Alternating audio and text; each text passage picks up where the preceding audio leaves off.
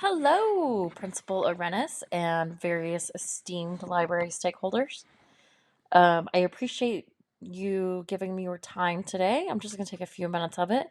I do have something very important to propose to you, though.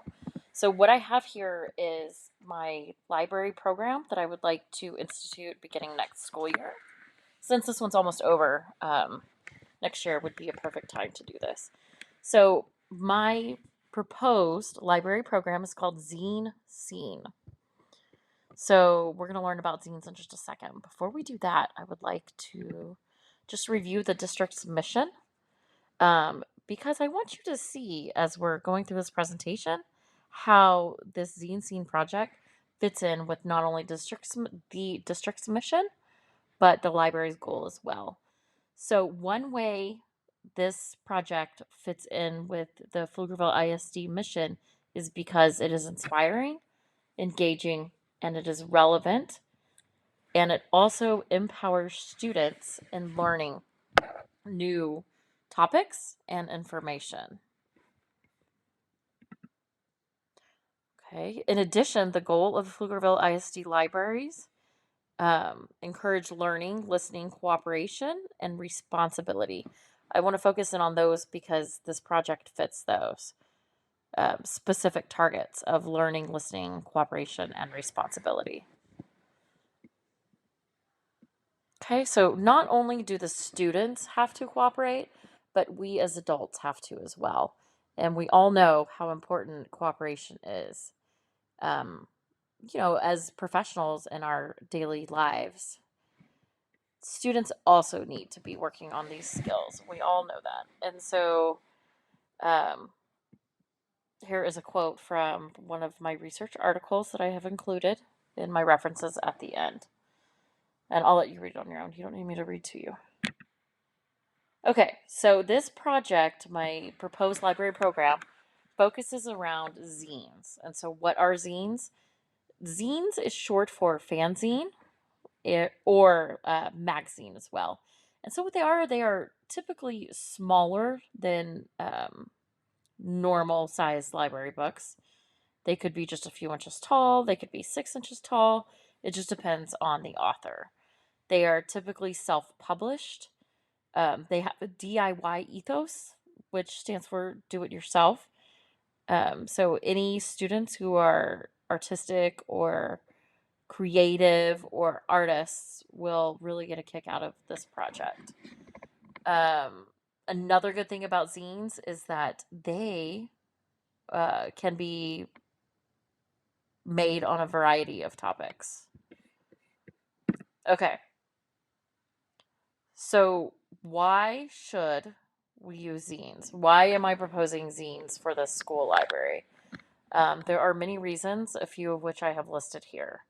So, the first reason is because they support inquiry based learning. So, as we all know, we need students to be forward thinkers, we need for them to be critical thinkers, and my proposing project supports that. And we'll talk more about that in a couple of minutes as we get there.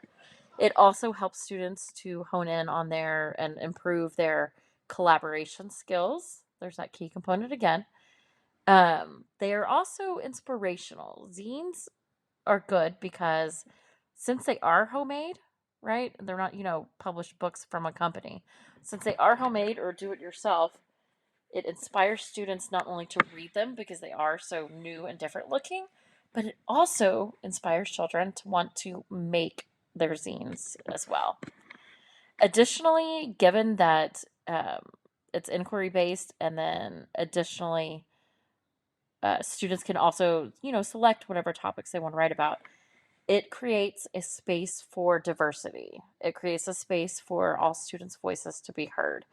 It is my ultimate goal to start collecting them and having them for available in the library. Probably not for checkout. That might come in a couple of years after the pilot is over, but definitely for viewing inside the library.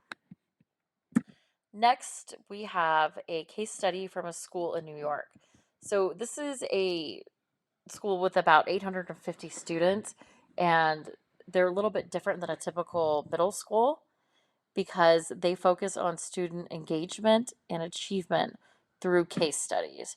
And so students and staff at that school have a process that they go through. And so here's how that went. They read a mentor text about enacting change in the world. And so the book that they had actually read was one on Malala, who got shot by the Taliban. And so she certainly affected change.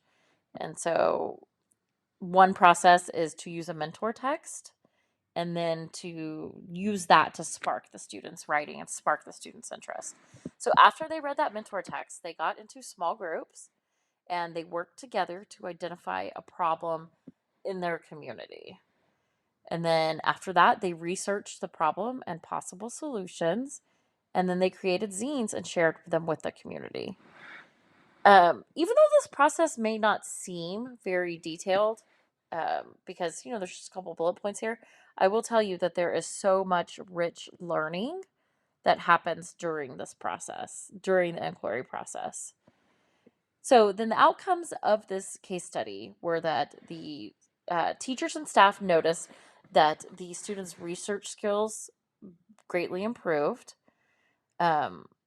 Also, there was student collaboration, and then more importantly, well, not more importantly, but also just as important, teacher and librarian collaboration. When I can get into the classrooms and work with these teachers and support them, it is better for all of our students.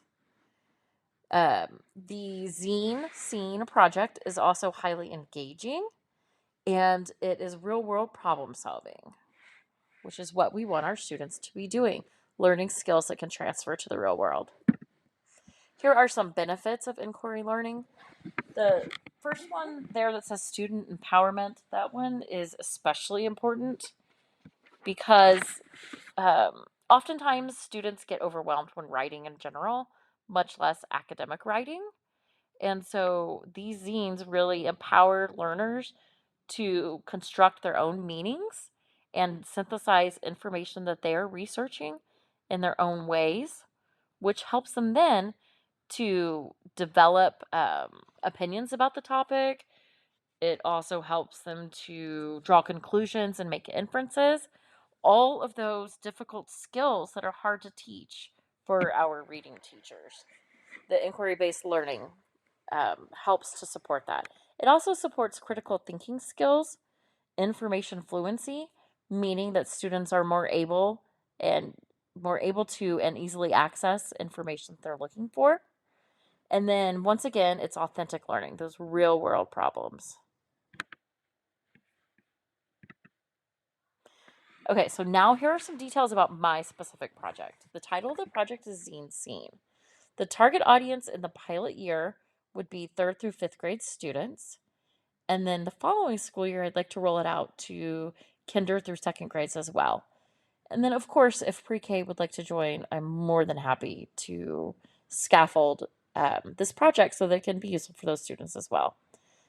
The budget is $1,000. We're going to go over that more closely on the next page.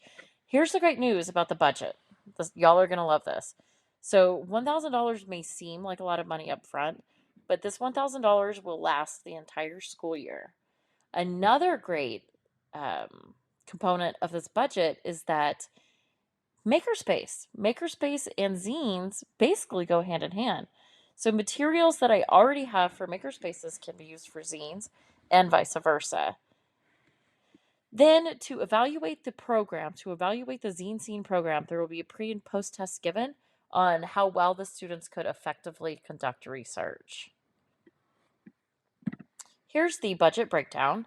So the majority of the money will be going to supplies, with mentor text and display materials coming up next.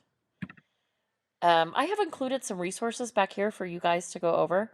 So one of them is the Zine Librarian's Code of Ethics, and that has great information for me and as well for y'all if you're curious and want to learn more about it. Additionally, I have some information here for you on zines from the American Library Association, Columbia University. There is a union catalog, meaning several libraries in an area share those resources. So that's what the Zine Cat is. And then finally, our own library in this very town of Austin, Texas, has some information on zines as well.